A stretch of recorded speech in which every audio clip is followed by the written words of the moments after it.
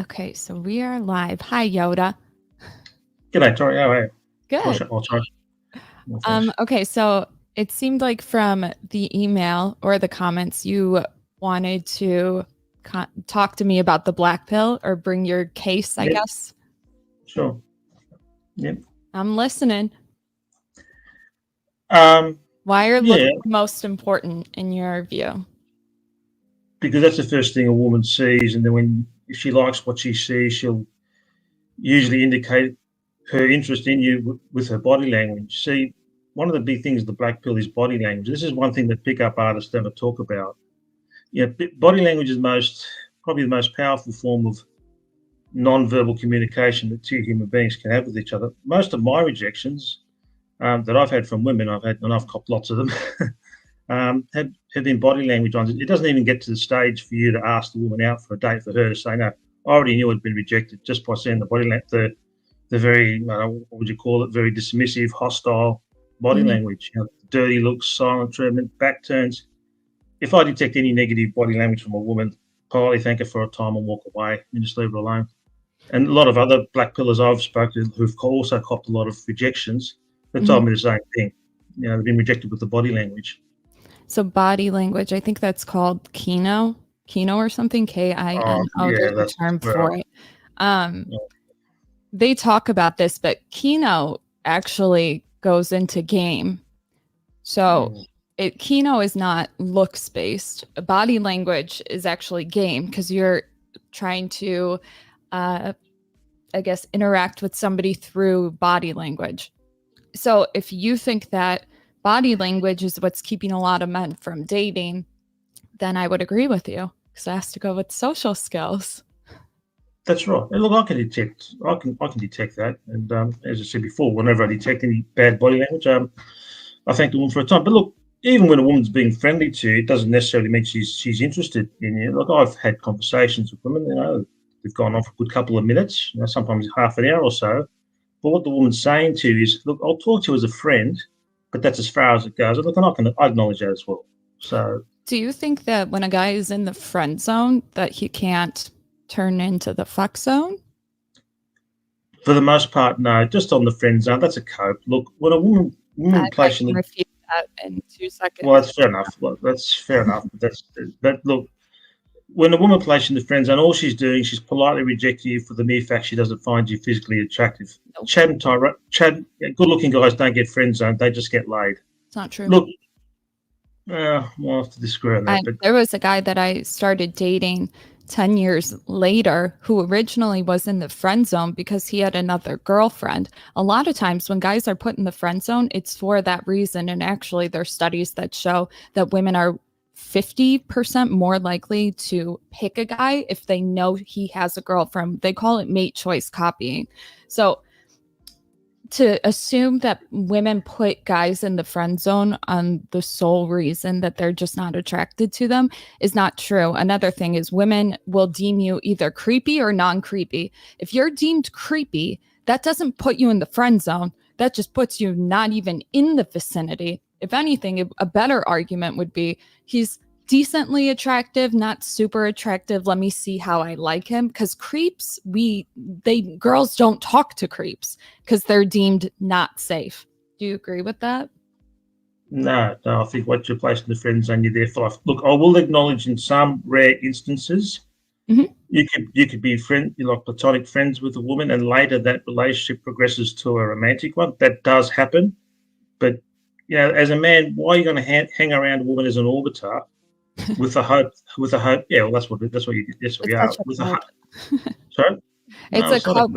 I think it is the worst fucking advice when these dudes on the internet say you don't want to be in the friend zone. Men need to be in the vicinity with women. They don't know how to talk to them and they come off fucking creepy. If anything, from the female perspective, we have a lot of guys that become friends with us and emotionally take from us because they don't have any other female friends. And we end up having to do a lot of the labor. A lot of women think guys are using us to be friends with us. So there's the fringe side of the internet, if you will, that tells guys do not be in the friend zone. And my question is, why is it that guys, unless you can fuck this girl, they don't even want to converse with them. What woman would want to date that guy? Genuinely.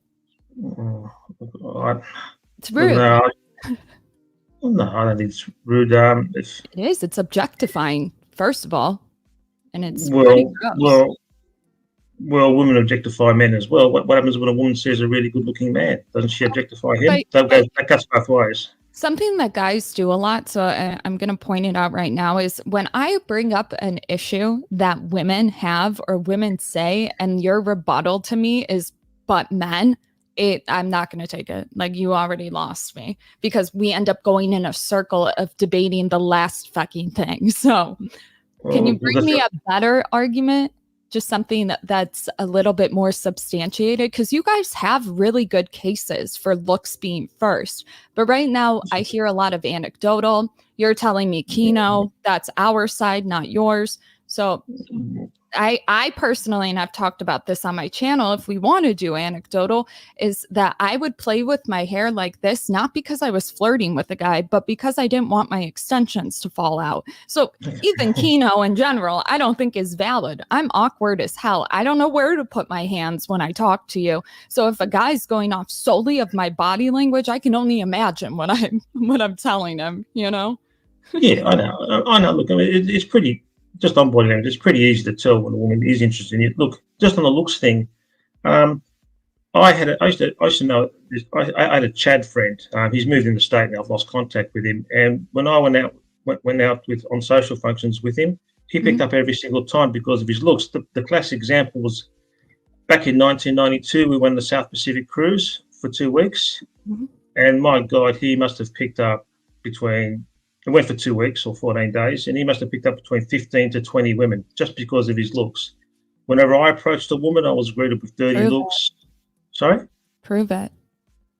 What do you mean, prove it? I mean, I saw the way the women, like the very first night of the cruise, when we're having our dinner in the main dining hall, there's about 10 metres to our left.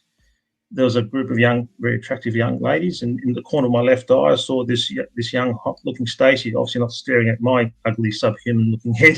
She was looking at him. And, Jesus, Yoda. Jesus. Well, that's how women look. It's not true. Women actually see other people as wholes. They've done studies where men will see a woman and what lights up in their brain is tools. Men have the issue of not seeing people as human. So when I hear guys say that, especially on like the Doomers Day side of things, to me, it sounds like a cope. Why is it a cope? Because it's keeping men from approaching. If you say, well, it's got to be my looks, like it's a cop-out. It's lazy. And women don't see men that way. We don't. We can talk about how it might seem like she's picking the Chad over somebody else, but I'm telling you, men and women see people differently. And a big contention that women have right now is the fact that men don't see us as human beings. So when you say that women don't see men as human beings, I don't know what you're talking about. Go ahead. I can only go by the reaction I've got from women when I tried to approach him. But going back to my Chad friend, we're having our dinner, and then this woman was staring at him for 15 minutes, and I said to myself, well, in 24 hours' time, they're going to having sex, and 24 hours, lo and behold, 24 hours later, they had sex. The whole cruise, he was surrounded by beautiful women. So, hold on, can I probe a little bit? Sure. Because as a bartender, I talk about this phenomenon very often and how often men lie about the sex they get. Can you verify, did you see them under the covers fucking? Because a man has an incentive to tell you that he fucked her. Because if he comes out of the room like, I didn't fuck her, he's going to face a lot of like rejection from the guys or whatever. A lot of guys say they fucked girls, say they talked to girls that they never have. So can you verify it in some regard? Well, look, I mean, you can't expect me to be in the room with them. I mean, obviously, some people walk in, you never know. No. Look, before the cruise, we made an agreement that if he did pick up a woman, and which he did, if you can put a do not disturb thing on the door, but that wasn't an issue because for the most part he had sex with those girls in their cabins. Look, another time on the cruise, he was in the bathroom and I heard a knock on the door of the cabin that we were sharing, and when I went to answer the door, there were 3 women asking for him. 3, not just one, Do you 3. think they were trying to fuck him? Of course, they went there. Are you They went there. joking? Sorry. Wait, I'm sorry. I said, do you think that they're trying to fuck him? And you're telling me yes? Of course, they I showed don't know interest in. one bitch in my life in the comments who goes to a man's room on a cruise with their 2 girlfriends looking to bang a guy. Yeah, no, because they already met him. They met him the night before, so obviously he told them what his cabin. They might have felt safe with him and wanted him to walk with them to some other place, and they enjoyed his company. That seems more rational. But to fuck him, no, Well, no. we do live in a hookup culture, so But don't women set the rules for that? Would you agree that women set the rules on whether people are hooking up or not? Because when y'all use this argument, be very careful, because every time I say, well, how does hookup culture happen? They always blame the women. So you can't use it as, well, we're all hooking up, and then in other regards say that it's the women choosing it. So would you agree that women are the ones setting the standards for who gets sex? Of course, because women are the choosers. When it comes to relationships and sex, women are the choosers. They play judge, jury, and executioner on a man's sexual market value. So then, Absolutely. so then you would concede that women set the terms for hookup culture as a byproduct, or do you not agree? Well, they're the choosers. I mean, they decide who they're going to have sex with or who have a relationship with. Women are the choosers.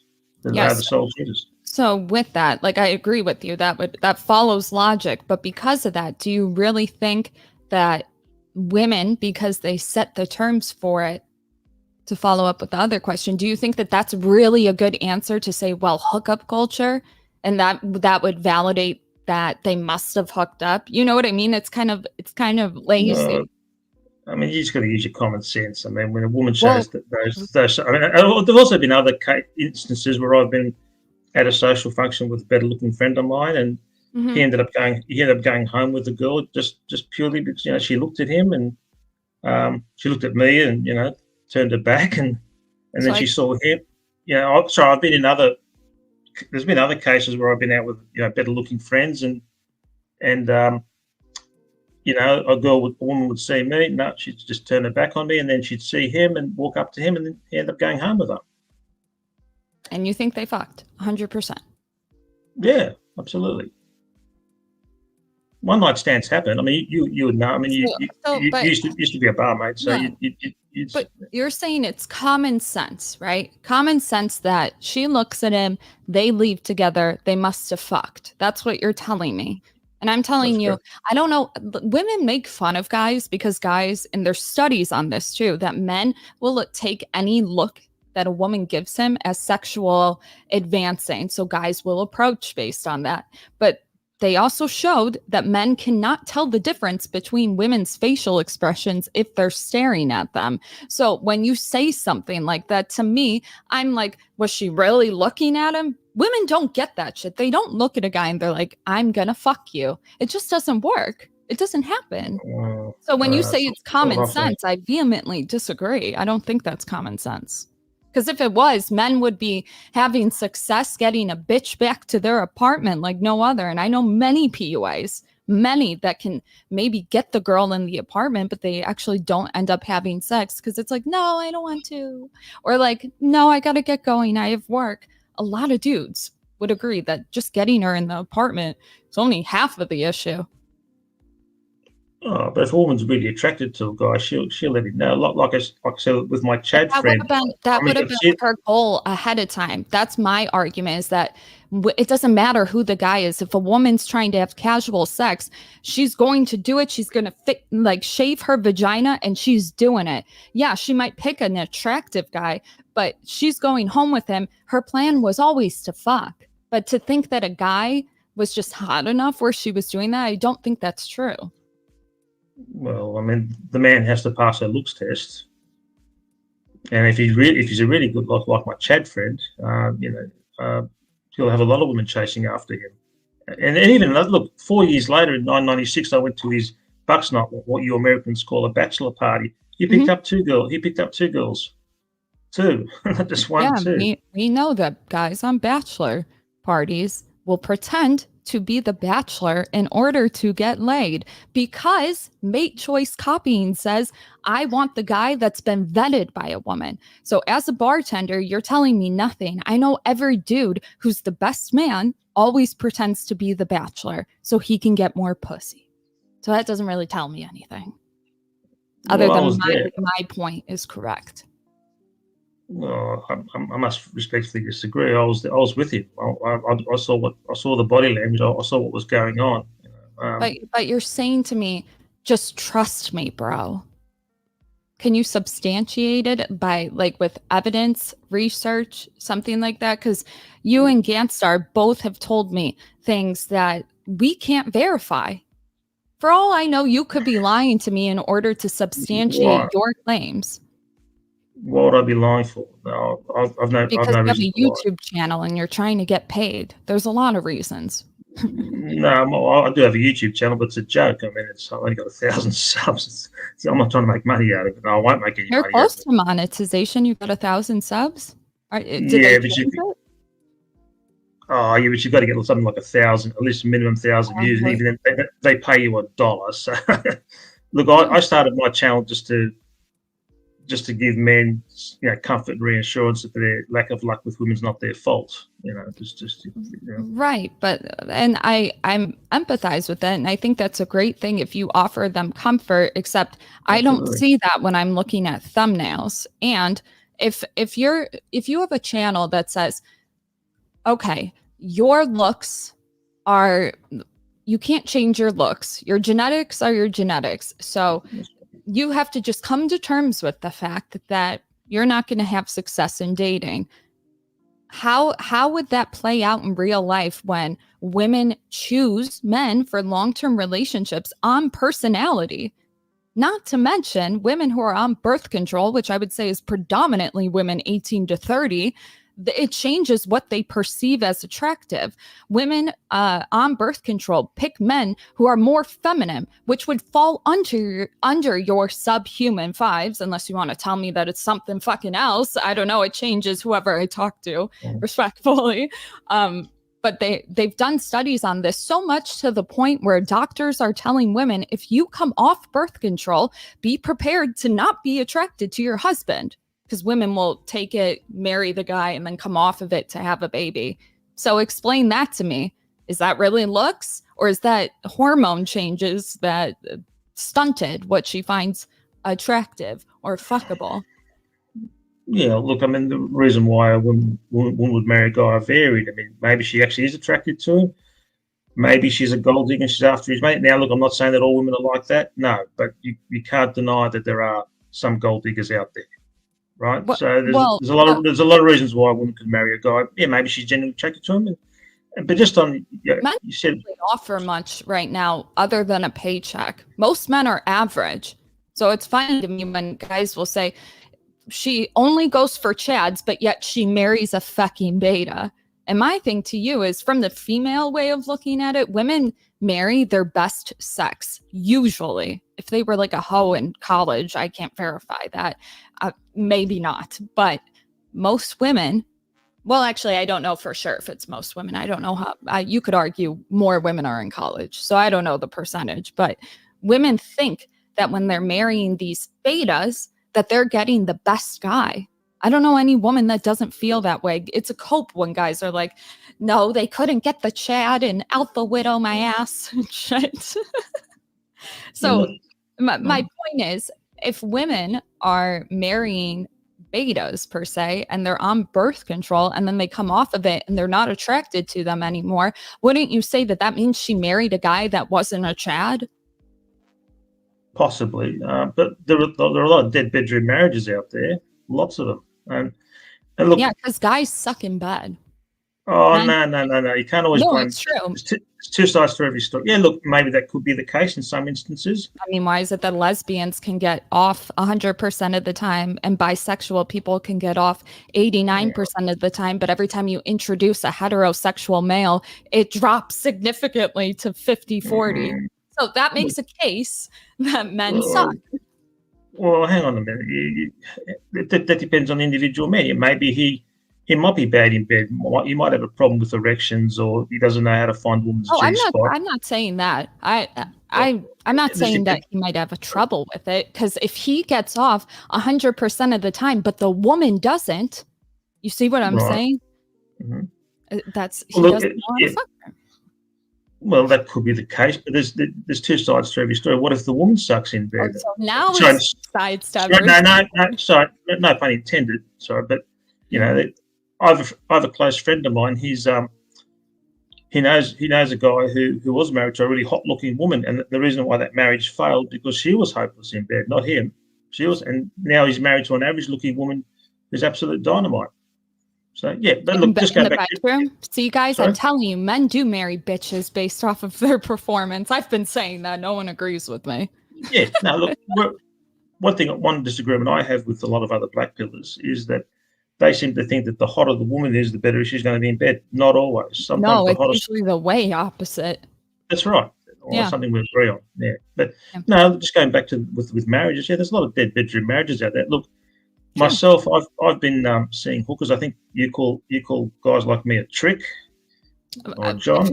If you see hookers, no. I don't No, have a I problem with that. no, I do, and they have been for the last 36 years because it's legal here in Australia. Right. But a trick to me is some guy that will lie in the beginning in order to get sex, and then they Oh, sorry. switch. Yeah, no, hookers I'm and just, that. I'm just, I'm just, I'm just, I'm just, I think you call a man who frequents prostitutes a John. Is that right? I have no Yeah. problem with. I say it all the time. Yeah. Like I'm pro that shit. Actually, Okay. so Good. Well, that's good. Yeah. And many of the ladies are not that I see. Well, actually, I have a preference for older women. I'm that's such a 55. green flag. Hell yeah, say it again. I have no, I think for older women, I prefer older women because no, I look at the whole package, not just the woman's looks, her Yeah, intelligence. Can she have a conversation? one with a Um, little bit of trauma to give her character. well, I mean, yeah, she's had trauma, it's bad luck, but Yeah, no. Plus, they're better in bed as well. true. The mature age ladies that I see, they give me the most triple X rated porn star experience a man could have. Like when I'm walking out of there, my head's spinning. So Yeah, wow, these yeah. women really know what they're doing. Our sexual peak is in our late 20s, more so in our early 30s, mid 30s. So Oh, that absolutely. doesn't surprise me at all that that's your preference. That would make the most sense to me. And they treat me like a king. Even Mhm. though I'm not very, I'm pretty ugly. But look, whenever I'm sure whenever I you're see it, not ugly. If well, like, I am. Yeah, believe me, I'm bad. Um, but look, whenever I see a lady at the night, I have a shower before. I'm cleanly showered, shaven. I you know, brush my teeth. Use nice I use good French aftershave, deodorant, and they appreciate thank it. God. But Of course, yeah, women in the brothels and shit, they can decline service to anybody. You know that, right? of course they can. Actually, I've And been speaking. if you're not being denied service, you'll probably pass all of that shit. Like women are going to deny service to guys that make them feel uncomfortable. Why? Because that's what women select on, even in those situations. You know what I mean? Yeah. She wants to Um, feel safe.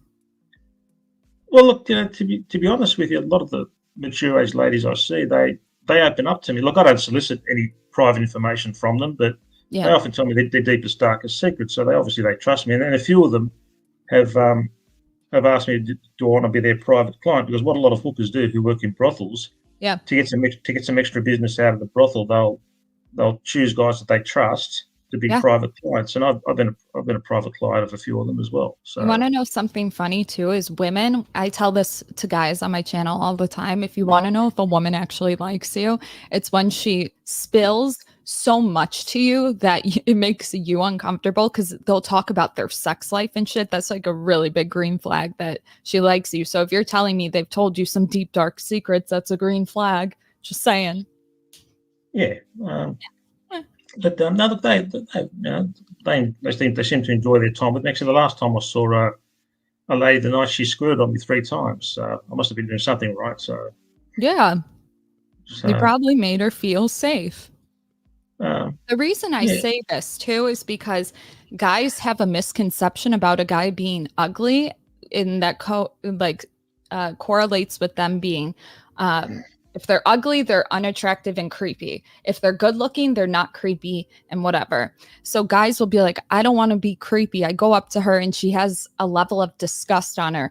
I'm telling you right now, women do not see you for at least 5 minutes. So when you approach her, it's really about, did you come from behind and now you're jumping on us? We're fucking scared, but we're trying to determine if you're safe or not safe. If you're not safe, you're a creep. Most guys are in this category too, even Chads. It doesn't fucking matter. Oh, don't know Yes. about that. No, women know that the guy that looks like he's gonna slaughter your ass in a basement are the conventionally attractive ones, the tall ones and shit that are very quiet, but they're conventionally attractive. Those are the guys that women are on edge. It's like the guy from You know that show? Yeah, but in the black pill, we tend to think that creepy to a woman just simply a physically unattractive man, not because of his. I've debunked it a lot, actually. I won't go into the whole spiel, but maybe not to you, but to a lot of other women tend to think that if you're a physically unattractive man, that you're a creep by default, even if you don't behave in a creepy manner. Well, the reason that I say it is because, like, a lot of guys that are conventionally attractive, according to your standards, have had more positive experiences growing up and a lot more social advantages over it. Not necessarily with women, with teachers, with police officers, with the community, that shit. So when it comes to approaching and dating, they're going to have a leg up in it, not because they're hot, but because they've kind of been treated better. The uglier guy didn't have those types of experiences. Shit, his teachers maybe didn't like him because there is a bias, like the halo effect. They probably had less experiences, at least less positive ones. So when they go out and try to do dating, they already have low self-esteem. Low self-esteem. I don't know if they have more anxiety. Guys, what do you think? But they're going to have a harder time, not because of what they look like, but because of they're not comfortable in social situations yet. Well, yeah. Well, the reason why unattractive guys, particularly guys like me, the reason why we're very, I guess I'm quite a shy person, and we're not confident is because of all the negative reinforcement we've had from women. I mean, like, I remember, I've tried to talk to girls or women, and I just introduced myself, and I wasn't sleazy or anything like that. And she just gave me this filthy look and just turned her back on me. Like, what are you supposed to do? So my question is, and you're going to disagree with me, but this would be a perfect example of having a girlfriend, like a friend that's a girl, being with you in the club. Because if there's anything that's definitive when it comes to dating, it's that mate choice copying. So if guys on their dating profiles say that they're in a relationship, they're going to get a lot more matches. I mean, the evidence is clear. Like, maybe it's because you weren't around women. A lot of the guys in clubs and sports bars and stuff, they're usually trying to network, and they usually come in with some girls. They'll try to be friends with me, like Tori, blah blah blah, which is fine. I have no problem with it, but like, they try to make those female connections because it's 100% a thing. It really isn't, a woman's not going up to you because you're ugly. It's that nobody really determined if you're safe or not yet. Well, I was never really a nightclub person, so I'm a rock and roll. I'm into live rock music, so I never really went to nightclubs. Really? Yeah. No, I hate nightclubs. I hate dance music, and I like rock. Not even like a music, like a concert or something. I mean, I went to watch live music, like live rock music, but not discos or nightclubs where I hate dance music. I just can't stand it. Everybody's got their preference. I like both, but you definitely would find women out. Do you go to festivals that are rock music? I don't know if you guys have. No, mainly pubs and clubs and concerts, just pubs. And you clubs. couldn't find a divorced woman in there? That's where they all hang out. Look, both nightclubs and clubs where there's live bands, they're all sausage fests, especially nightclubs. They're the biggest sausage fests out there. You'll compete against a lot of other guys. No, unless you're Chad, you got no chance in the nightclub. I understand sometimes that happens, but a lot of times the whole business model, I've worked in clubs all over the US, and Las Vegas is one of them. One of the biggest business models is having a surplus of women, and that incentivizes men to come in and spend money. So although I understand certainly in the earlier hours it might look that way, you got to wait until 11 when the promo girls come in and the free tables and shit. Yeah, but even if even if the gender ratios were in a man's favour, like there was more women than men, it still would make it easier. Like that cruise I was talking about. At least it would be more fun. Well, yeah. No, on that cruise, doing a rough head count, I'd estimate that women outnumbered men 2-1. Initially, I thought I might have a chance here, but what happened was all the women, regardless of whether they're average looking or hot or whatever, they'd all chase those top guys every night. Well, that's true. You know how they chase the best looking men. You know how the guys they'll tell me this all the time. They're like, Torrie probably dated Chads. She doesn't see us ugly guys. You're doing the exact same thing when you say something like they're going for the Chads. It's like, do you see the other women though? Because if you think that that's true, it's a perception. Something's faulty about it, because it's probably the guy has girls around him that's making the girls feel safe, especially on vacations. I make friends with the girls all the time. Well, I mean, I think the reason why those women are chasing those guys because they look good. That's the thing is, like, sure, maybe there's women that want to, and I'll concede that there's women that are trying to like get laid and stuff, but they already made that decision beforehand. And the reason that I say that is because there's no guy on this earth, unless he's famous, which goes with status and money. There's no girl on this planet that's like, I'm going to go out of my way to get this really hot guy on the cruise to like me. They could just go up to him. You know what I mean? So there's no like, oh my God, he's so hot, I've been thinking about it. Like, that doesn't happen with women. It's like a 2-second thing, if that's the case. But most women don't think that way. Does it make sense? Well, I don't know if I landed that. Yeah. No. Look, I can only go by my life experience and what I've observed. And I've just seen it happen so many times. Me personally, I've approached probably about in my lifetime about between 220, 230 women. 100 of those were in person, like face to face. The rest were online. Eventually I just gave up. I just had enough. I just had sick of the rejection, and I just said, I'm over this. So this kind of goes into CBT, and it's so true, and it's like a therapy-based shit, but I'm not a doctor, but it's pretty much your thoughts create your reality. And men will see women, like young girls, early 20s, and they see them as getting everything they want, and women are on this side thinking they manifested it and shit. But it's kind of like, when you manifest, it's that you're putting positive shit out. And when you're somebody that's like, you know what, I'm just giving up, you're really not, well, one, you're never going to get women because you don't put yourself out there. That's a direct correlation. And two, you're just going to keep reinforcing it. And so if you and I went to a club, I could guarantee you we'd have bitches coming up to us. Well, they'd come up to you. They definitely they wouldn't want to go anywhere near me. They know who I am, but any guy that I'm with, that's already approval. Even when I was behind the bar, if I had big spenders and stuff and I was bartending, I would go up to a really cute group of girls that were near the bar or whatever, and I'm like, hey, can you go talk to these guys? They're really cool. And they're like, yeah. If a guy that wanted to buy them a shot from like the other side of the bar, if I thought he was creepy, I wouldn't allow it. Most of the time it was fine, but like, that's what I'm saying is women need to know if they're safe. It's coming from a lot of experience on my end. If they cannot verify that the guy is cool, nice, or whatever, they're not fucking doing it.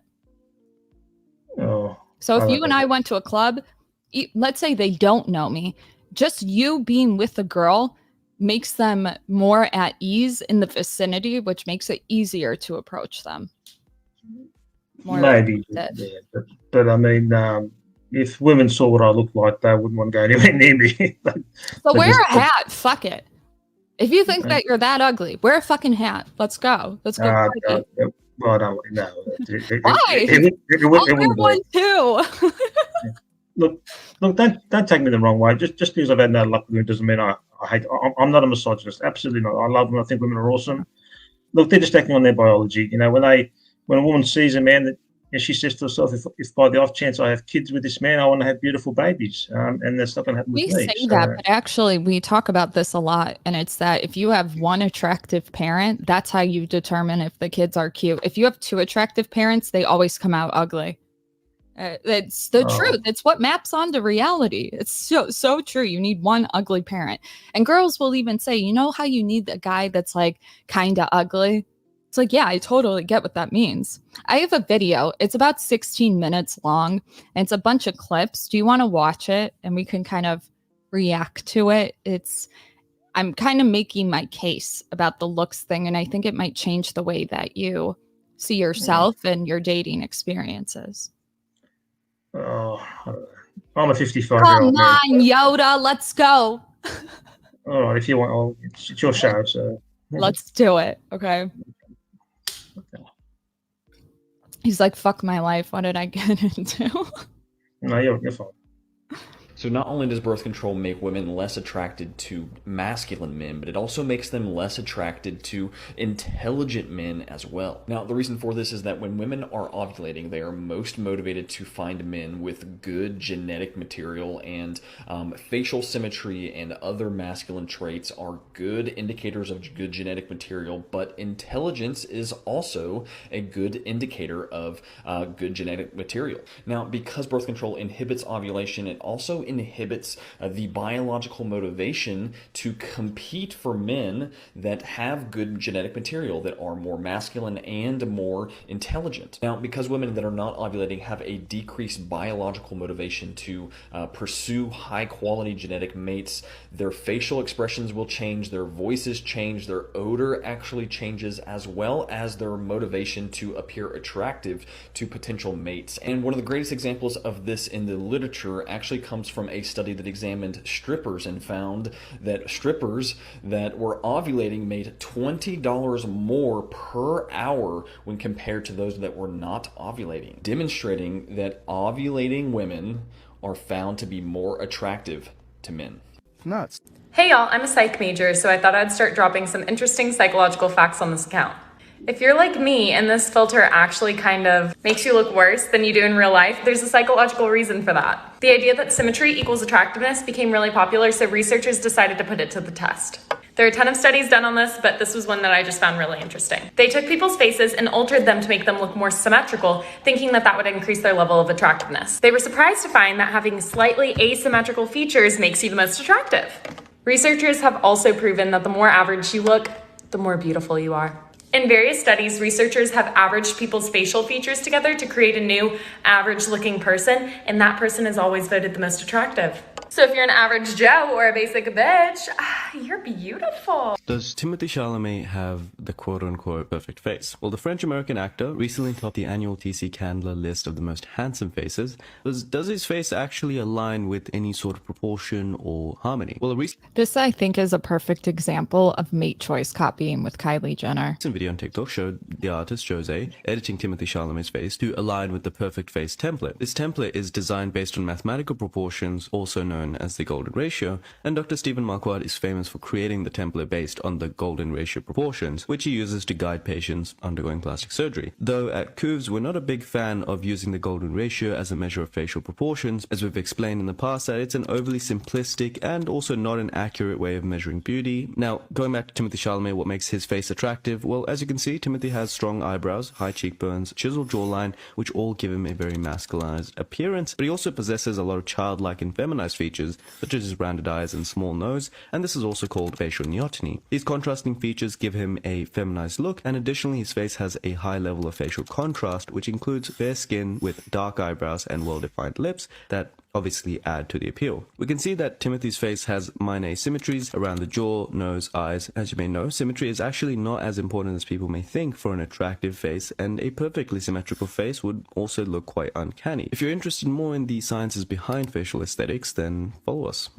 This is William McElligott, and he's a 69-year-old truck driver Y'all, this is why I say wear sunscreen. who was made famous in 2012 after this picture went viral. As you can see, the left side of his face looks completely different from the right side, and this is because as a truck driver, his left side was the side next to the window, getting direct sun exposure for more than 28 years. This clearly shows us the damaging effects of the sun, which you might not notice straight away, but it does drastically impact your appearance over the years. You can see the extreme differences in the amount of wrinkles and sagging. His left side has developed a condition caused by his sun exposure called solar elastosis, which thickens the surface layers of the skin and destroys elastic fibers, resulting in these deep and uneven wrinkles. So the number one action you can start taking today to preserve your appearance and the youthfulness is to wear sunscreen, aka SPF, on a daily basis on your face, but also on the neck.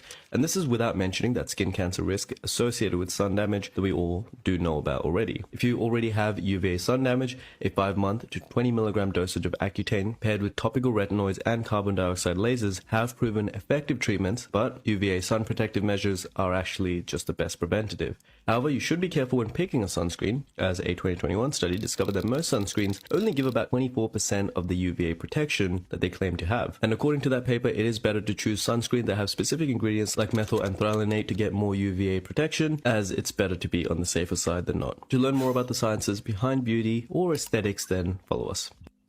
How much does height actually matter for attractiveness? Meet Sam and Adam. They look identical except Sam is 5'11 and Adam is 6'3. Which man do you think women would find more attractive? Well, according to Mora and colleague, the absolute tallest isn't always the most attractive. It does depend a lot on the woman's own height herself. A 5'7 woman is more likely to prefer Adam, while a 5'3 woman is more likely to prefer Sam, though to be fair, both Sam and Adam are quite tall, so a comment has to be made on that as well. That's because the study found support for the taller male norm, which is combined with assortative preferences, meaning that your own height positively predicts how much taller than average or shorter than average you prefer your partner to be. On average, women prefer men 8 inches taller than them, while men prefer women who are just 3 inches shorter. So relative height, which is called sexual dimorphism ratio for heterosexual couples, does impact height preferences. But then what is the most attractive height considering the whole population? The answer actually does depend on the country that you live in. 5'2 is the ideal for women in Cuba, while 5'6 is the ideal in the Netherlands. That's because Mora et al. Study revealed that men on average prefer women 1 inch shorter than the average height of women in their country. For men, 5'9.5 is ideal in Cuba, while 6'1.5 is optimal in the Netherlands, as women's preferences are for men 1 inch taller than their country's average. In addition to relative height and country of residence, there's one more factor that influences height preferences, which is relationship context, but this seems to apply more so for men. The study found taller men preferred relatively shorter women for short-term relationships than long-term ones, while women's preferences didn't change based on relationship length. But why is this the case then? Well, the benefits of tallness for men are clear. First, male height is associated with traits like physical strength and better fighting ability, which would have increased the survival chances of our ancestors. And male height remains positively associated with wealth and status, as taller people have been unfortunately shown to earn more than the average person. Secondly, women's preferences for tall men could be an attempt to increase their chances of having taller sons. Height would make their future sons attractive to future women, and thus increase her chances of having grandchildren. This is called the sexy son hypothesis, and it doesn't just apply to height, but also to facial features and characteristics. So women will prefer taller men no matter the relationship context. On the other hand, height represents a trade-off for women, which explains why men's height preferences are weaker and more flexible. Evolutionary speaking, short women are fertile earlier than taller women. However, taller women benefit from lower childbirth risks. In a modern context, taller women are rated higher in positive traits like intelligence and affluence, while shorter women benefit from being perceived as more psychologically feminine. Men's preferences for taller women in a long-term relationship, but not shorter term, could be related to men's preferences for taller sons, as there is a positive correlation between mother and son's height of 0.43. Men know height will matter to their future sons and their sons' potential partners, therefore taller sons will increase the chances of passing on the family's genes. To learn more about the sciences of beauty or to get evidence-based aesthetics advice, follow us.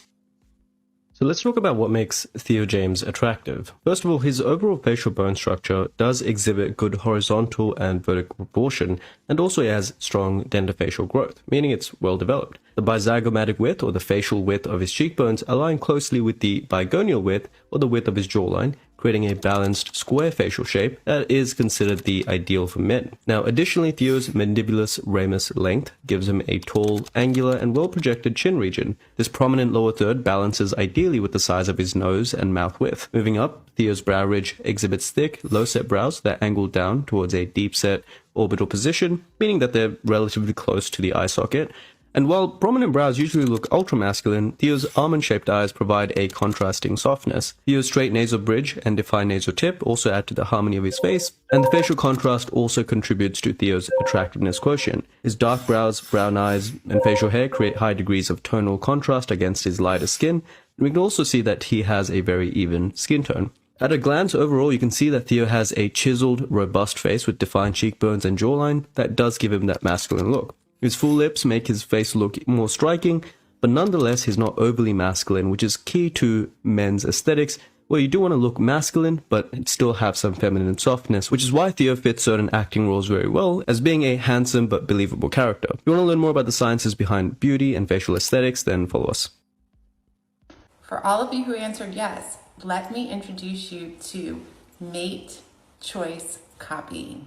It's scientifically proven that specifically females are more comfortable when a man has been endorsed by a third party, i.e. their wife or significant other. And while it's in both sexes, in the human species, it is most prevalent amongst women. So let's talk about it. Women consider coupled men more attractive and spent significantly more time looking at pictures of potential suitors when they were depicted as married or in a relationship. According to the study, it's not just some women, it's all women. In a recent study, they presented a photograph of a man to college-age women and found that 90% of them were attracted to the man even after they were told that he was in a relationship. However, the women who were told that he was single, only about 59% of them were interested. There is a biological reason behind that. It is because it makes women feel safe to know that this man is with another woman. This is not as important for more mature women because we have other ways of determining if a person is safe or not. But for younger women, knowing that a man has a serious girlfriend or a wife makes them feel safe.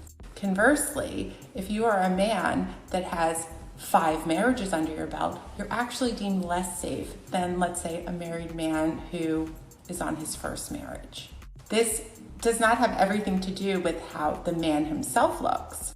It basically found that when a man's partner happens to be very attractive, it made them appear more attractive to these younger single women.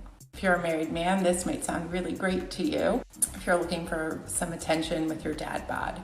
However, what was interesting is that the women who found these men attractive in pictures, when given the opportunity to socialize with married men versus non-married or non-committed men, they tended to choose the men who were not in committed relationships. So mate choice copying makes you more attractive because you have a partner, but if you try to cash in on it, you become significantly less attractive and less safe because once a cheater, always a cheater.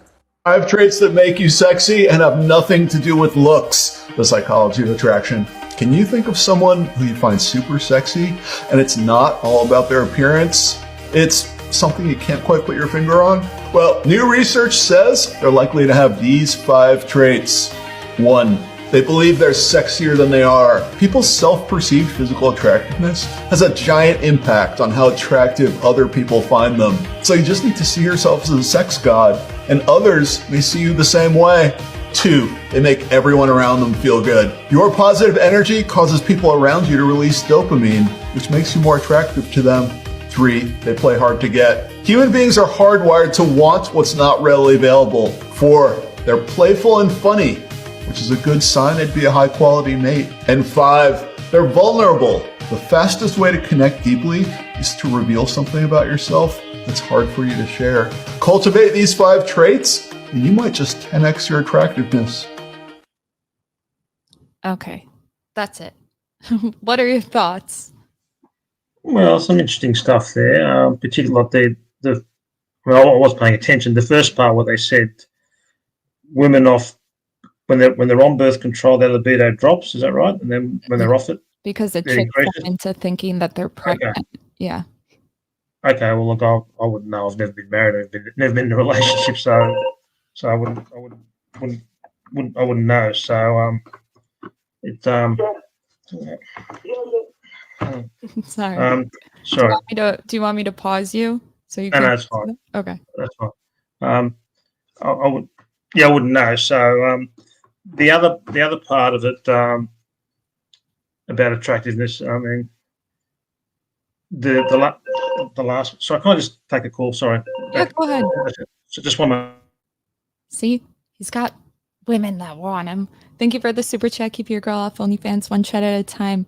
Congratulations on 13K subs for the puppies too. Thank you.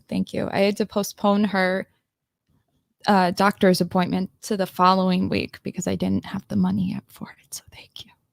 I know I missed some other ones. Thank you for the super chat. Keep your girl off OnlyFans one chat at a time. QB passport flexing. Master Yoda didn't want to cam up to see Sarah in a bra. Typical. Oh, Jesus. I forgot to say interesting topic. Thank you. Louise gifted 5 torsion memberships. Thank you. And overcome rejection. Girls who want y'all to chase or want you to chase. Oh no, I hear my dog. So hold on. I gotta get her. Speaking of the devil.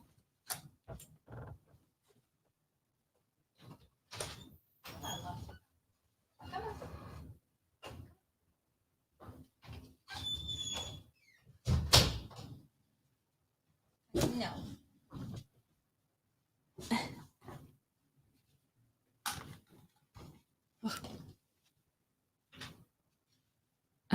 Okay. I'm back. Sorry about that. You're okay. Yeah, no, that was an interesting presentation. The last bit, though, I thought was ridiculous, where the guy said about, you should think you're more attractive than what you actually are. No, the only, as a man, the only people who think, the best judges of your attractiveness is other women.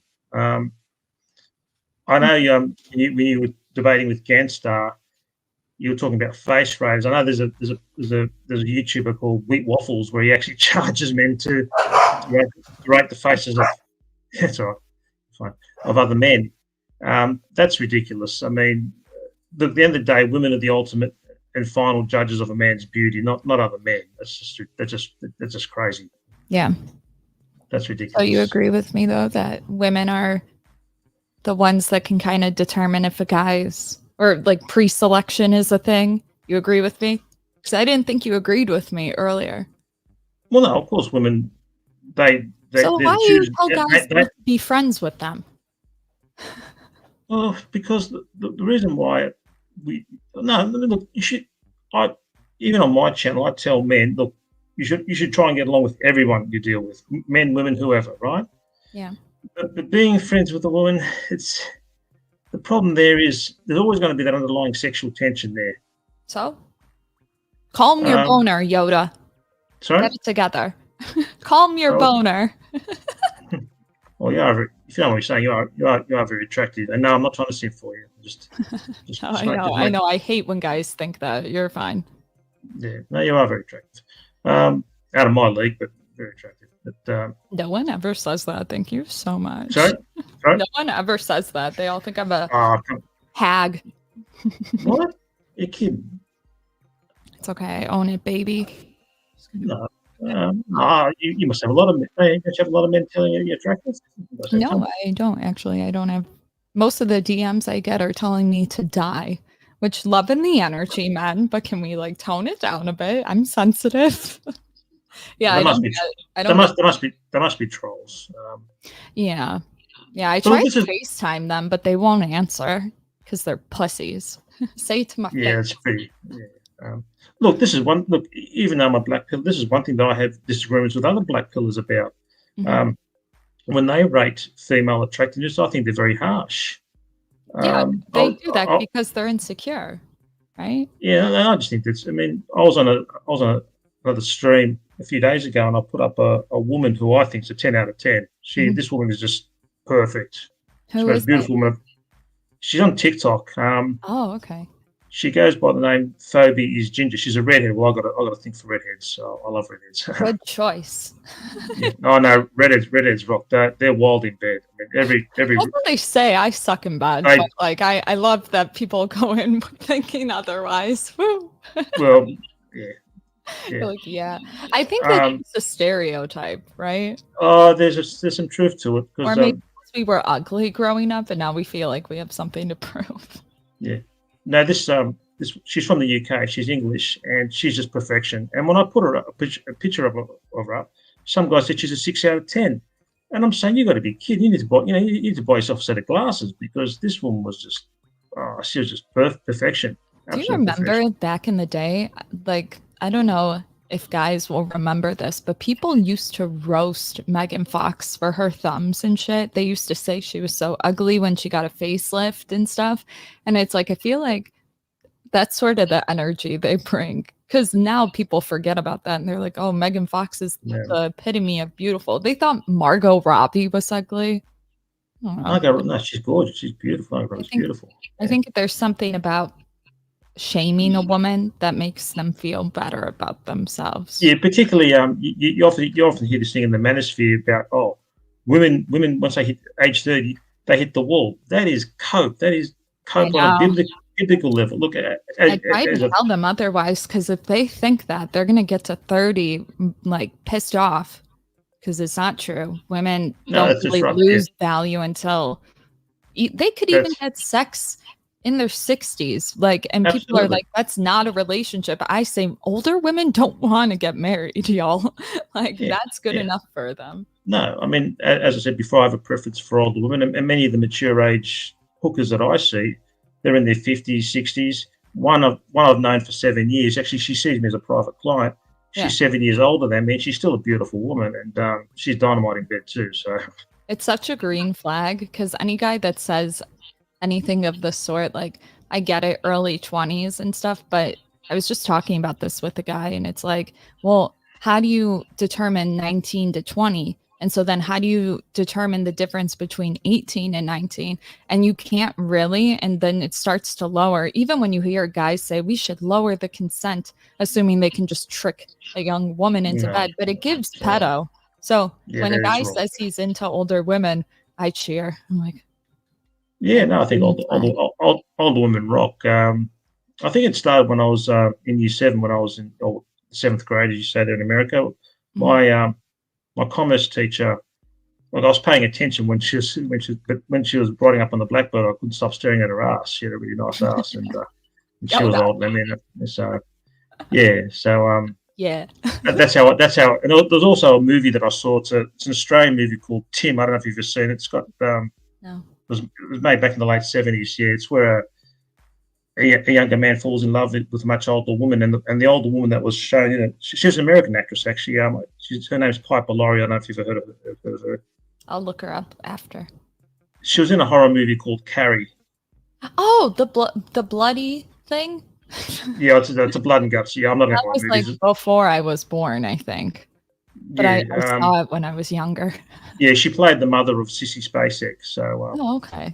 And her name is Piper Laurie, and God, in this movie, Tim, it was made in 1978. She would have been 46 years old, but she was hot as. Did you know Margot Robbie is Australian? I forgot to ask you that. No, I didn't. Yeah, you hear her accent, you're like, what? Like, how did you do that? Yeah. I think beauty standards in Australia are way different too. I think they're probably higher. I'm surprised you haven't brought that up. Yeah, where I'm from, Sydney, it's brutal here. It's tough. I mean, the dating market is really tough. Unless you're a Chad here, you're going to struggle. Yeah, I'm really surprised you didn't bring it up because how many people are in Australia? It's like 26 million. 26 million.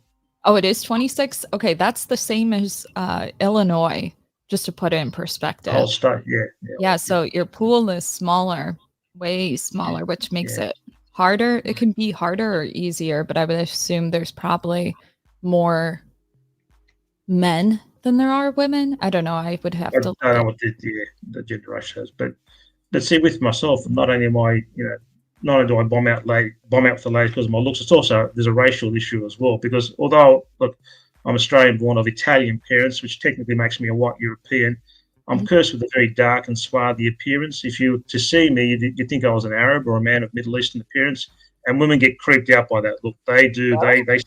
They do. They've done studies of women all over, even in your country, and they found that women. They found that men of Asian, Middle Eastern, and Asian, Middle Eastern, and what was the other? Indian to be the least attractive of races to women. And I get mistaken for Middle Eastern all the time, and women they don't like it. I feel like Middle Eastern is good. Depends. My first boyfriend was Middle Eastern. Yeah, with Middle Eastern guys, that's a bit more nuanced in that some Middle Eastern men do have white European features. Those guys do well with the ladies, but the dark and swarthy looking ones are not so good. Yeah, I'd have to look into it. I thought Australians though prefer really deep skin. Tanned. Just depends. I'm pretty tanned, but yeah. So yeah, but I'm also bald, which also been. Stop. Every man is bald. I talk about this all the time. It's like you really, it's so common. I don't know. I can't pull off the bald look, so it's.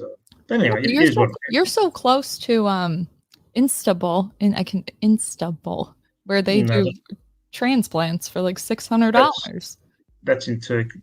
No, Turkey, the capital of Turkey. I'm not very close to. Oh, you're not?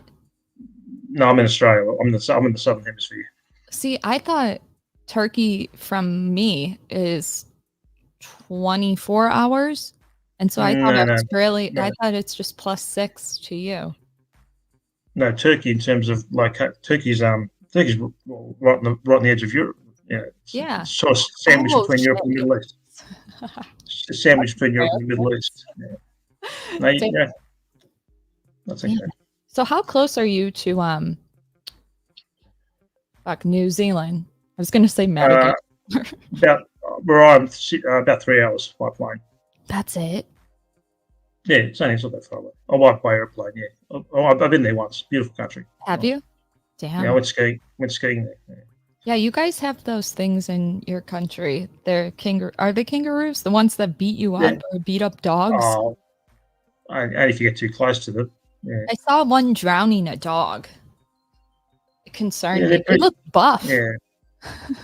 Some of them, the big one, I think they call them the red kangaroos. Yeah, they're pretty big. Well, as long as you leave them alone, they. How often do you see tarantulas? We don't really have tarantulas. Every time I see a scary bug on a reel or Facebook or something, it's always from Australia. I suppose the only spider that resembles a tarantula is probably the funnel web, but I've never seen one. I never want to see one. We have a spider in Australia called the funnel web, and it's pretty. If you get bitten, they're not that big, but they're black and they're very scary looking, and they're very. You don't get bitten. Yeah, they look like a tarantula. Yeah, I think you're referring to a funnel web, or maybe a mouse People spider. have those for pets. They can actually understand feelings. Did you know that? Yeah, maybe tarantulas, but I wouldn't want to have a funnel web as a pet. Yeah, fuck that. Yeah, but anyways, do you have any other disagreements with me? Did I change your mind at all?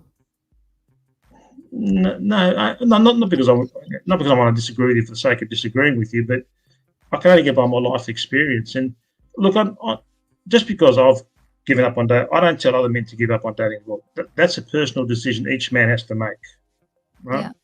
I mean, look, obviously you should try and look max as much as you possibly can, and if you're still getting no results, there comes a time where you've just got to wave the white flag of surrender and just and look, if you got to have sex, just pay for play.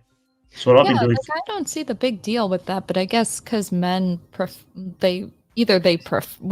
sure they would prefer genuine desire, but like, of course they do. They do a pretty good job, no?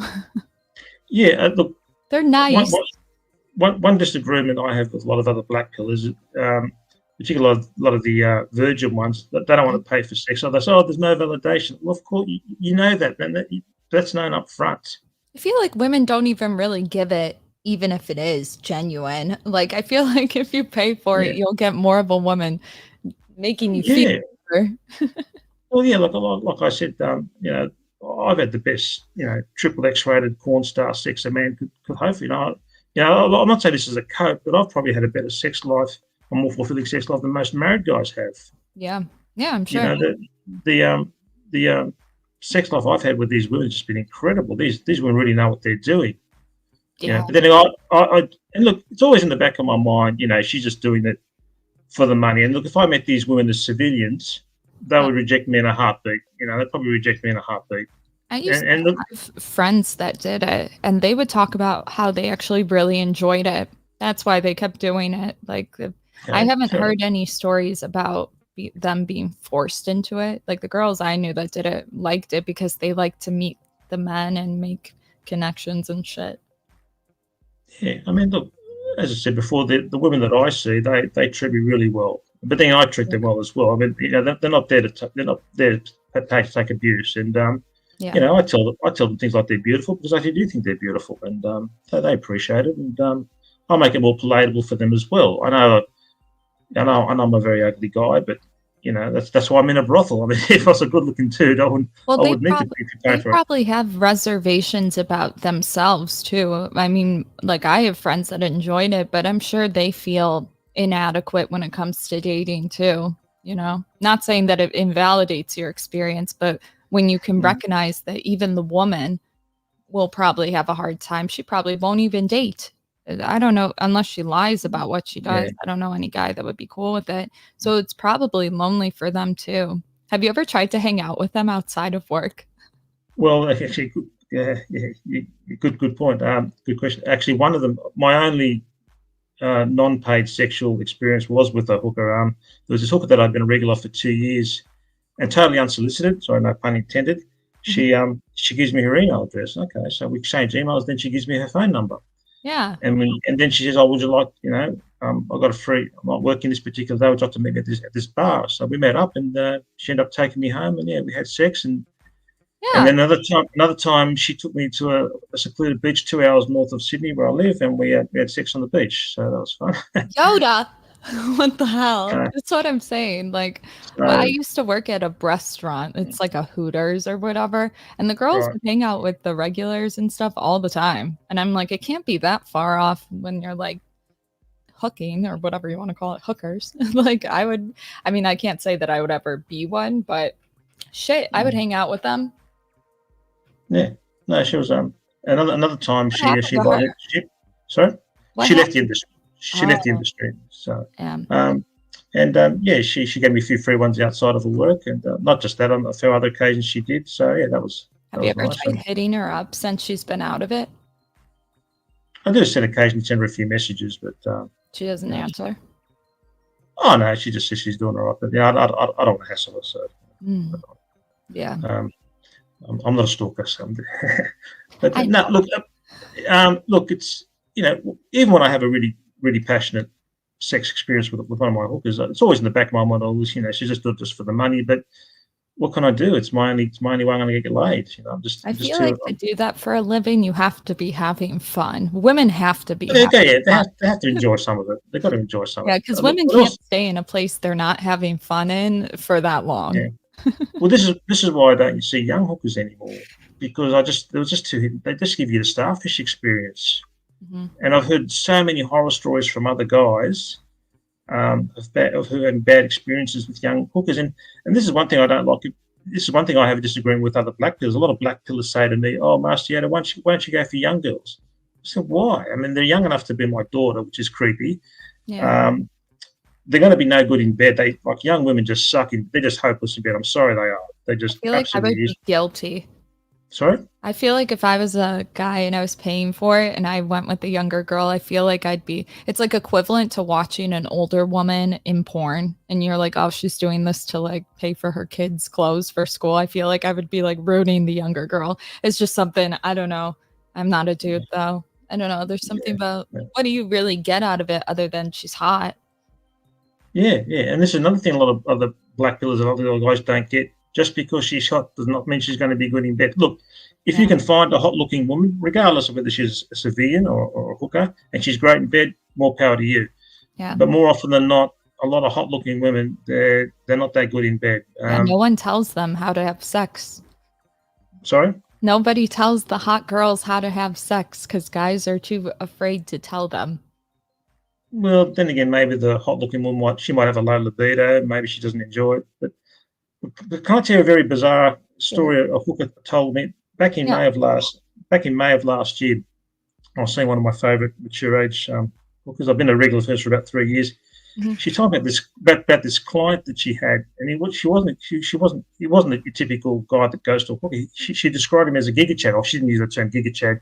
She said this guy was really young and hot. Mm-hmm. And I said, well, why would a guy like that be in a brothel? Those guys have to pay for it.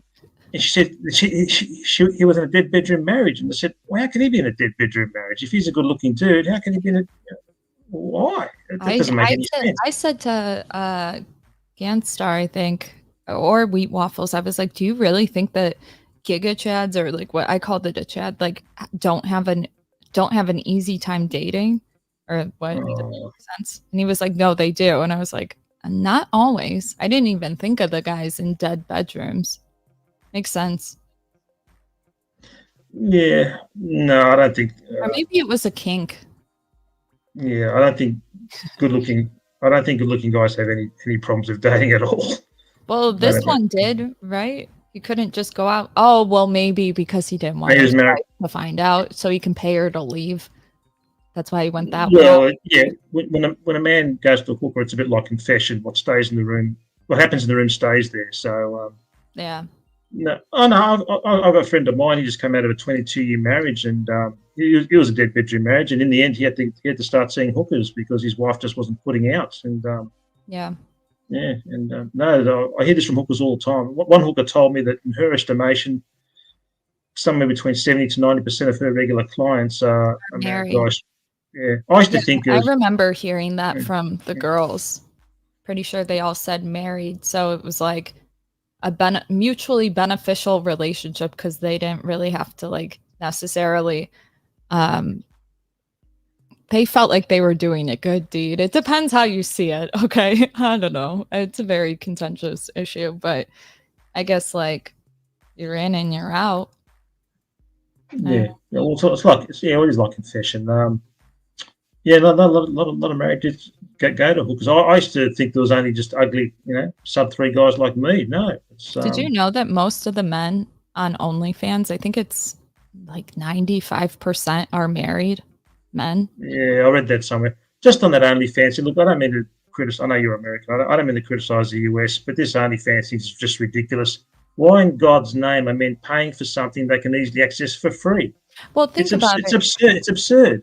Think about it. It's like you're paying for, let's say, one of your favorites or whatever at the brothel. Like, imagine she only could talk online. I mean, like younger people or whatever, we talk online all the time. So if you can pay somebody to FaceTime you and shit like that, I could see how it feels real. I kind of get it. Because maybe they're too shy to meet up with a woman too, because they're always online. I think it's ridiculous. Look, I feel sorry for men in the US. I believe that sex work is illegal except for a few counties outside of Las Vegas. And the level of sexual frustration of men in the US must be through the roof. Why don't they just legalize it? It'll solve so many problems. I know, but I don't know why they don't. I was actually going to look that up because I did a research paper on why I think prostitution should be legal when I was like 18. I did it when it was like senior in high school. But I was thinking about it. I was like, what implications would come from legalizing it?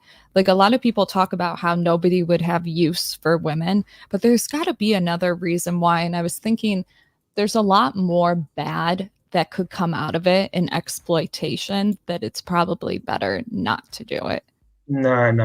Look, I think the main reason why sex work is illegal or kept illegal is so it doesn't damage the simp economy. And what I'm referring to is the family court system.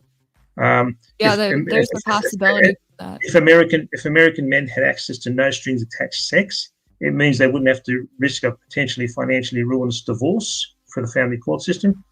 So that would, I mean, they you know, cheat anyway. They don't give a fuck. sorry, Guys that want to cheat will cheat, and yeah, they're surprised when a woman divorces them over it. yeah.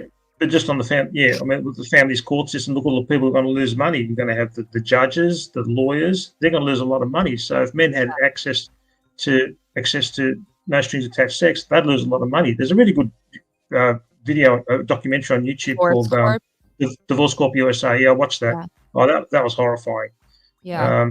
I haven't seen it in a while, but I don't have Netflix. Yeah. I remember that Rolo talked about it and I wanted to watch it again. Yeah. Because it really is. I know the Red Pill sidebar actually talks about how it's literally its own economy and it reinforces it. Like there's no incentive for the courts, the judges, or the divorce attorneys to let men free from it. Like they make too much money from it. Yeah, of course. It's a business. And, is it like that in Australia? No, it's legal here. Depends what state. I think it's pretty much legal. Yeah, it is. I live in New South Wales, which is on the east coast of Australia. It's legal. It's been legal since 1979. But look, sorry, I was going to say that I think it makes sense for Australia to legalize it because it's so far. Like Australia, it seems like it's so far away to travel for the average person. Like it's not, at least in America, it wouldn't be constitutionally fair. I don't know another way to put it, but it seems like it'd be something easily to legalize there. But go ahead, sorry. Yeah, no, it's legal. I don't know about South Australia, but I think it's pretty much legal all over the country. My state where I'm from, we probably have the most liberal laws. As I said before, it was legalised officially in 1979, but even prior to that, the police didn't give a shit. They just turned a blind eye to it. Our cops are pretty chill here. They're not like your cops over there. Your cops are real. In California, they just decriminalized it. So before, if they saw a hooker on the street, they were arresting them. Now they don't have to. They can arrest the pimps, but not the street walkers or whatever, which is good because it's less harmful for them. Like they still have police that monitor the streets and stuff, but yeah, and if you did legalize sex work, you would eliminate things like trafficking and pimping and stuff. That all been eliminated. Also, the women have health checks. It wouldn't be eliminated necessarily because it could be a new gateway to. There's a lot of dirty stuff that happens that we can't even conceptualize. We're going to see it with the whole Diddy thing coming out, but even with porn, they were doing things like trafficking women. I think trafficking is going to always be around, and the more avenues that's probably why we don't legalize it, but the more avenues to get them through the door, and I mean, it's risky. Well, yeah, look, you may not eliminate trafficking altogether, but if you do legalize sex work, you will stop a lot of it because pretty much all the hookers that I see, they're definitely not trafficked. They work there because they want to be there. So Yeah, I think there's a case for it when it comes to autonomy, especially in America. But we also are the country with a lot of crime. I think that's how most countries see us. They're like, it's not safe there. They get shot if they go out. I don't know how you guys view us, but I feel like Australia doesn't have that high of crime. Does it? We do have crime, but obviously not to the extent that you have over there. I know you're from Chicago, is that right? You're from Chicago? Yeah, come for the food, get shot, baby. Yeah, doesn't that have the highest? Sorry, no, look, I don't mean to be rude, but doesn't that have the highest murder rate in the? Yeah, for sure. I think there's like 1,200 every holiday weekend, something crazy. I mean, they just terrible. Yeah, it's there. Come for the food, get shot. We're known for it, but it's the best city in the world, arguably, in my opinion. Okay. Yeah. No, but I think legalizing sex work would be, especially in America, would be good. So look, here in Australia, it's been a success. Yeah, and also we haven't yet. When you think about it. Yeah. No, look, the way I see hookers, to me, they're the angels of mercy for guys like me. If it wasn't for them, God's work right now, underrated. Yeah. Oh, absolutely. And they're paid well for what they do. If it wasn't for hookers, I'd be a 55-year-old virgin. So. Really? No way. Oh yeah, I've never had much hooking at all. So there's some hookers overseas that I forget what the foundation's called. There's a Vice thing on it, but they have sex with men with deformities and stuff who would arguably never be able to have sex. They're like in wheelchairs and stuff. It's pretty cool. Yeah, a few years ago, I was reading an article in the Sydney Morning Herald. So Sydney Morning Herald is one of our big newspapers out here. And it was about a sex worker. She services special needs clients, like you just mentioned, like I see Yeah. disabled. And there's this one woman, I think her son had cerebral palsy, and she paid this hooker $400 once a month to service her son. So Wow. yeah, so, Yeah.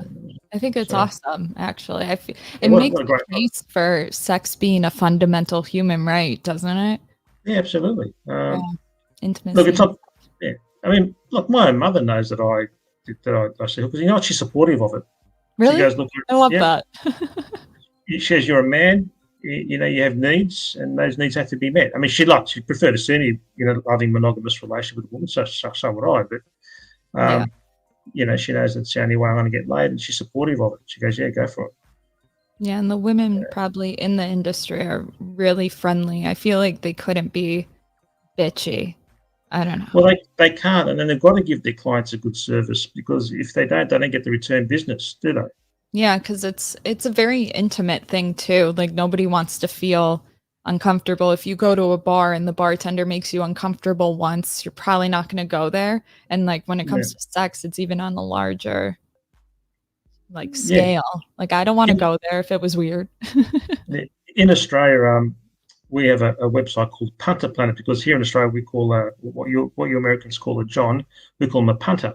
Oh. And so I'm called a punter in Australia, and we have a website called Punter Planet, and they're guys like me. We put up reviews of women that we've seen. And it's really good, actually. I've we have that. I think it's called like Red Room or something. Oh, Where okay. they find like different massage parlors that give you happy endings or something like that, but they write reviews. Okay. Yeah. Yeah. Well, here we have Punter Planet, and guys can go on there, and I've done a few myself. They'll give a report on a woman that they've seen to say whether she had any Do good the in bed or girls not. know about it? I I would be don't know. traumatized. What if they got me on a bad day? Like, God damn it. Well, no, I think it's good that guys put reviews up, because to warn you of women who are dud roots. Sorry. The girls Theo's should be able to write reviews on you guys too. Fair game. Okay, fair enough. But Okay. yeah, you want to make sure that the woman that you're seeing is not going to be a dud root. So roots in Australia is slang for having sex. Mhm. I mean, something different in America, but in Australia, when you say root or rooting, it refers to having sex. That's funny. So yeah, no, that's a good site. Actually, I've had a few good recommendations from that site. So a few guys have recommended me some good women, and I've seen them, and they've been great. So Yeah. yeah. Well, it was Because nice talking to you about this stuff. I don't know if you have any other contentions with me. I feel like you gave a lot of good advice for men that I haven't heard from the black pill, honestly. Yeah, look, I know some black pillars can be obnoxious. Look, I mean, any community or organisation or whatever, you're going to have your good and your bad. I mean, most other black pillars I've dealt with have been pretty good guys. Look, yeah, we've got our fair share of jerks, weirdos, creeps, idiots. Yeah. It is what it is. Just one thing I want to say. Look, I don't know if you're friends with this guy. Rollo made this video, and he said something that I thought was completely ridiculous. Look, I don't have a particularly high opinion of him, but he said this thing that women hit their sexual market value between 21 and 24. That's cope. That's rubbish. I mean, a woman can be sexy well into her 30s, 40s, 50s, and 60s and beyond. No, Rollo is actually the only one that talks about how like women, if they're in shape, can well be into their 40s and stuff. Women, Rollo's wife is, I think, 2 years older than him anyway, that people don't know. But he says that women can get arguably the best man at their highest sexual capital, which would be 21 to 24. I always say that the dating pool for women, it's just harder to find good guys because you have a lot of assholes, especially if you're good looking, a lot of assholes. You have all types of guys, and it actually gets easier the older you get. Guys will be like, oh, that's cope because your dating pool gets smaller, but it doesn't feel like it gets smaller, if that makes sense. So I think he's just talking about how arguably they could get any type of man they want at 21, 22, 23, 24.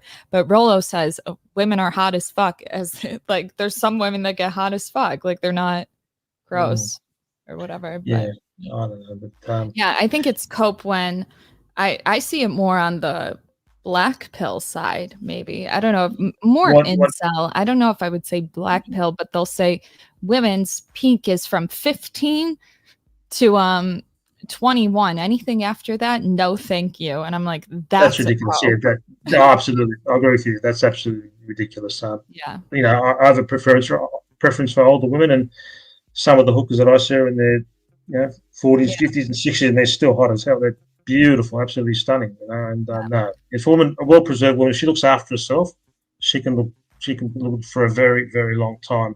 Yeah. Yeah, look, I mean, with incels and stuff like that, I don't know. A lot of them are their own worst enemy. Yeah, they really are.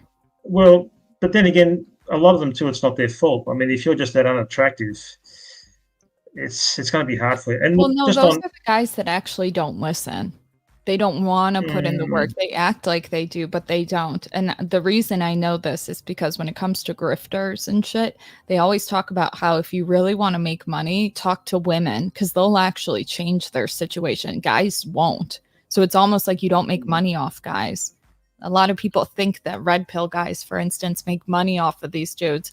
No, they make money by talking to women. So when I say that I doubt these guys are putting in the work, it's not that I think they are. I'm pretty positive that they aren't. yeah, just on red pillars, particularly PUAs. Look, I hate PUAs with a passion. I think PUAs, dating coaches, I think is a big scam. It's one monumental scam. Yeah. You can't teach attraction. A woman either likes you or she doesn't. I feel like those guys will pay girls to like be receptive to the guys they bring on camps and shit. Well, it's just I don't believe it. yeah, I did a reaction video on a documentary about the PUA industry, and they showed this boot camp in Las Vegas. Actually, one guy is like myself. He's from Sydney, and he flew all the way out. These guys are five, and they paid $4,000 each, and they went to this nightclub in Las Vegas where they hired out a VIP suite or lounge, and the guy from Sydney, he was making out with two women, two hot blonde Stacys. Now I'm saying to myself, nah, that's sus. That's been staged. What I suspect, is that the PUAs paid two hookers. Look, turn up to this bar, pretend to be attracted to this guy, so that I can trick this guy that what I've taught him actually works. Which that's it has. what I think they're doing. I've been saying that for a while, and then I guess it came out that somebody didn't get caught for that, but I believe it. PUAs, they're have horrible. Some good tips, but a lot of it comes down to manipulation, and you can get a lot more good results without doing that. So arguably, I'm a girl though, so they yell at me if I say anything about it. Look, the main premise of PUA teachings is that if you can somehow press the right emotional buttons on a woman, it'll get her to overlook your physical shortcomings and get her to sleep with you. It won't. I think it can, but I don't think no. If she doesn't like the look of you, if she doesn't like your looks, that's it. Game over. You're done. And you can, once again, you can just tell by the woman's body language whether she's rejected you or not. As I said before, stiff as a board. I really hope that the guy continues to talk to me because you will never know if I like you, and I don't know how to initiate. It's pretty easy to tell when a woman's into you. Like I said before, when I've been with my Chad friends or better-looking friends, it's stuck out like a sore thumb. These women were into them, and definitely not me. Sometimes I just think people approach mean women, just mean, entitled women. I feel like the younger they are, the more entitled, just because they don't know how to act. I don't think it's because they have a lot of options. I think it's just that they don't know social skills yet, and they're used to high school and college. But there was a video that you did a reaction to Marnie, the Wind Girl, and you talked about. Sorry, fucking Marnie, my girl. Okay. She's crazy. You talked about confidence and why men get nervous when they approach women. Well, just on the confidence thing, right? Like one thing a lot of us unattractive guys are told, oh, you guys just need to have confidence. It's the most useless piece of advice because the thing is, a lot of people don't know what the word confidence actually means and how it relates to women. And it's really simple. It's simply this. Confidence is a self-assured feeling, free of self-doubt, that one will achieve a positive or favourable outcome based on previous success or previous performance accomplishment. Look at the three critical words that define confidence: self-assured feeling. So as a man, if you're interacting with a woman that you have an interest in, if she's giving you bad body language, dirty looks, the silent treatment, your confidence or that self-assured feeling is going to plummet because you're being rejected. On the other hand, if she's giving you good body language, like she's moving in your personal space, or she allows you to move on her personal space, she touches you, she flirts with you, your confidence is going to go up because there's going to be or self-assured feeling. Yeah, because you're going to get laid.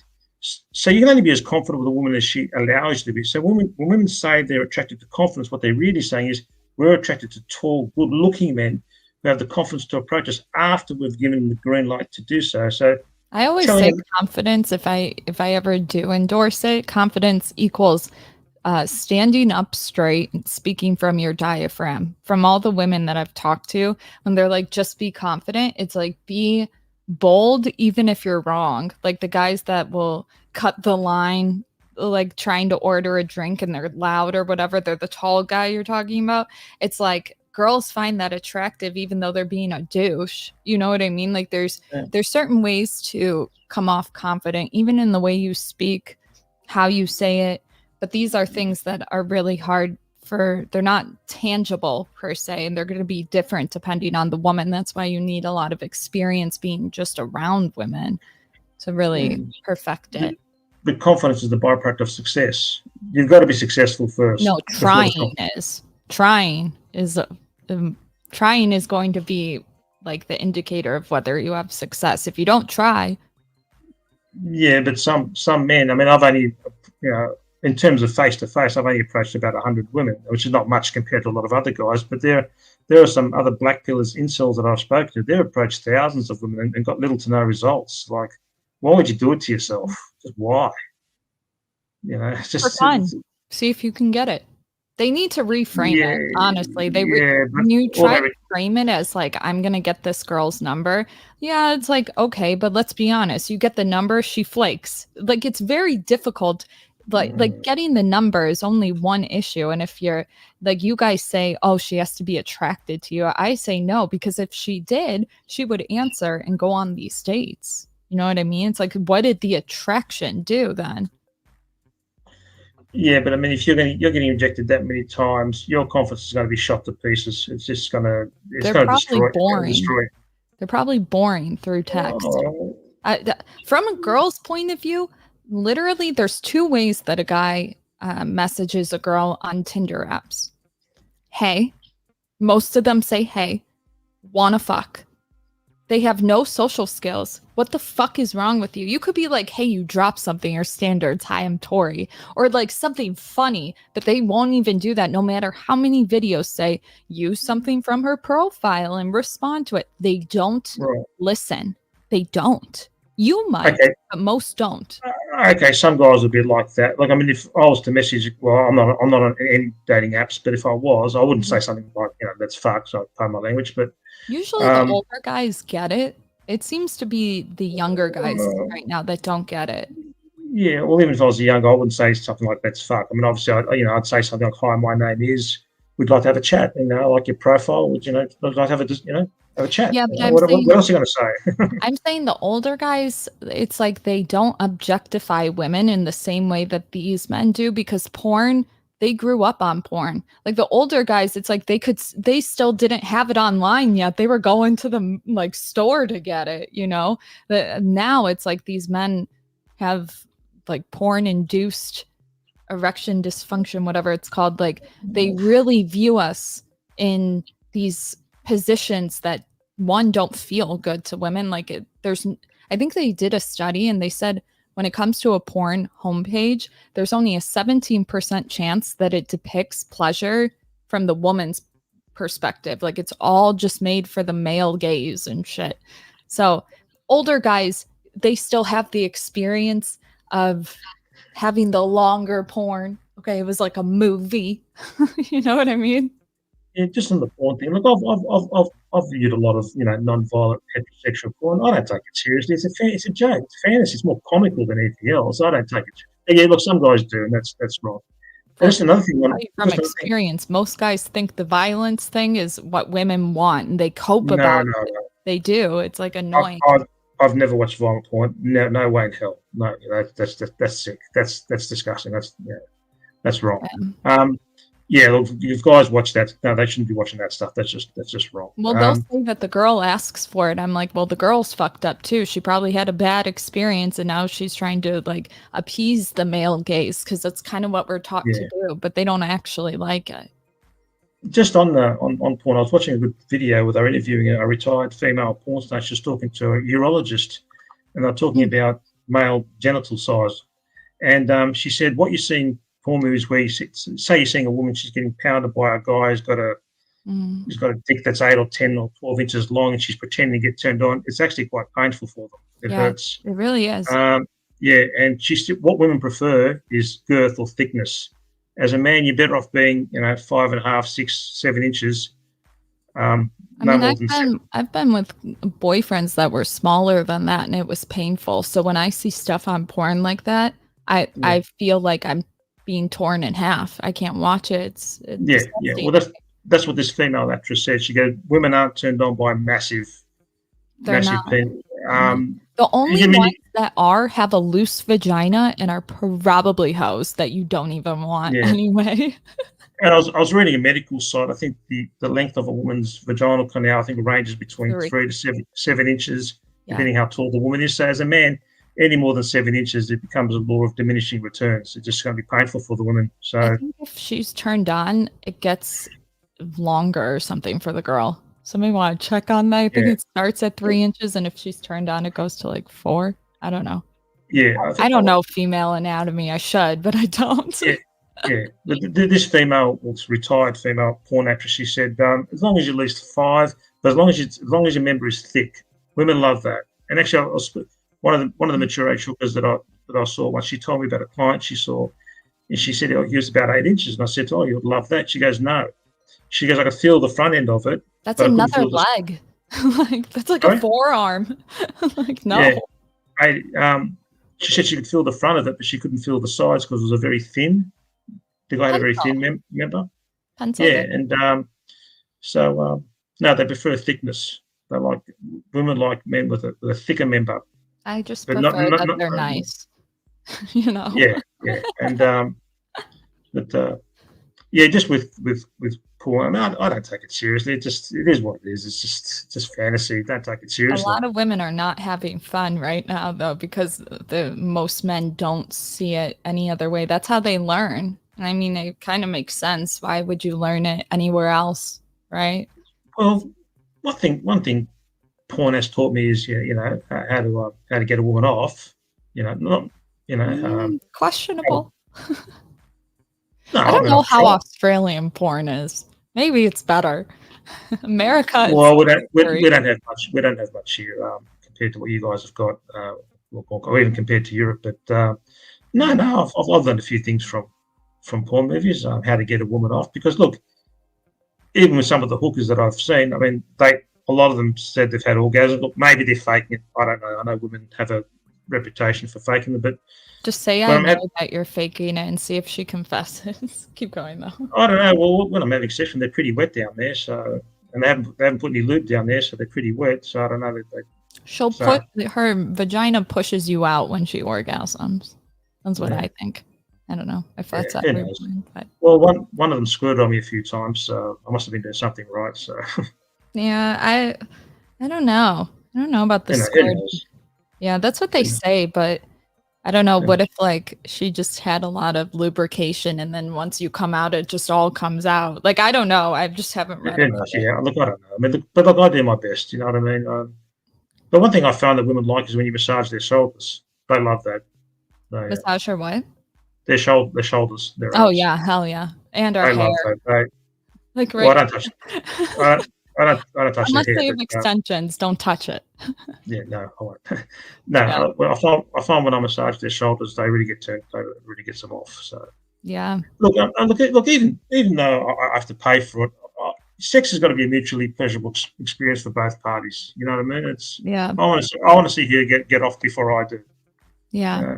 even when I'm paying for it. So I like that you're honest about it because it kind of breaks the taboo around it. Because right now, a lot of men think that it's only a certain subset of men that pay for it. I'm like, a lot of no, high no. value dudes pay for it just because Oh, of the absolutely. easiness of it, you know?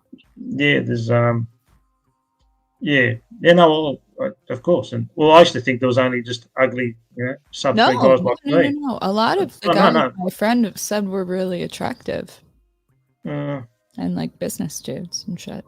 yeah. Well On the dressed. 36 in the 36 years that I've been punting, Yeah. I've never seen a good looking guy either exit or enter a brothel. They don't need to go. They don't have to pay for it. I mean, if you talk to a good looking guy and say, "Oh, go pay a hooker," he won't because, well, firstly, he doesn't need to, and secondly, good looking guys think that paying for sex is beneath them. That's why Yeah. they wouldn't do it. Oh, look, occasionally they do. I mean, at what point though? You know, like if they're like that until they realize, you know what, it's probably my best option.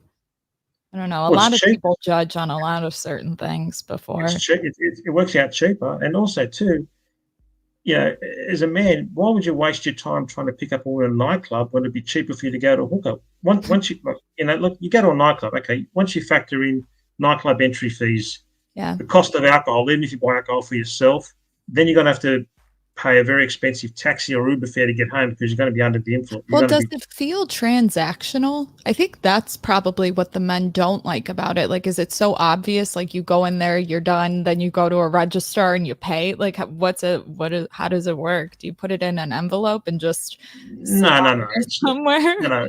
Well, there's two ways you can pay for sex here in Australia. You either go to a brothel, like what I usually do, or you can find an independent one. Oh, Most times I usually go to a brothel. I have seen a few independent ones, but you go to the brothel. You're greeted by a female receptionist who could sometimes be the owner of the business, and yeah. it's mostly it's a female, thankfully. Yeah. The mother.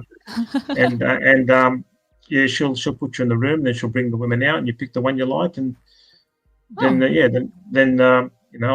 what I do is when I see a new woman for the first time, I'll take her for what I call a test fuck. Same way, Fuck, Jesus. same way you take a car for a test drive. Jesus. Right? Yeah. So to see if she's any good in the room, and if I click with her in the room, I'll say to her, look, would you have any objections if I booked you again? And no woman's ever said no. So that's good. Do they make it feel comfortable though when you walk in, like the lady at the register, the like mother receptionist? Yeah. Does she make you feel comfortable when you walk in? Because it's probably nerve-wracking. If it's your first time, but no, they do. Some places do, some don't. No, they're obviously friendly and courteous. And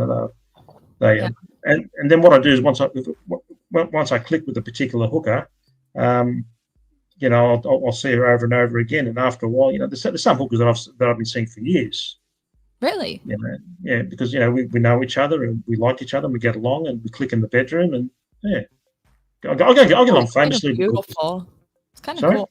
It's beautiful. It's not. You would think that it's like a different woman every time. Like guys would go to a different woman, but there's something that humanizes men to me when I hear that they go to the same one. Yeah, I do. I go to the ones that I click with in the bedroom. And I get along with. Look, to me, it's not just about the sex. After I have a very passionate love-making session with one of my hookers, I have great conversations with these ladies. I mean, these ladies are very intelligent. They're human beings too.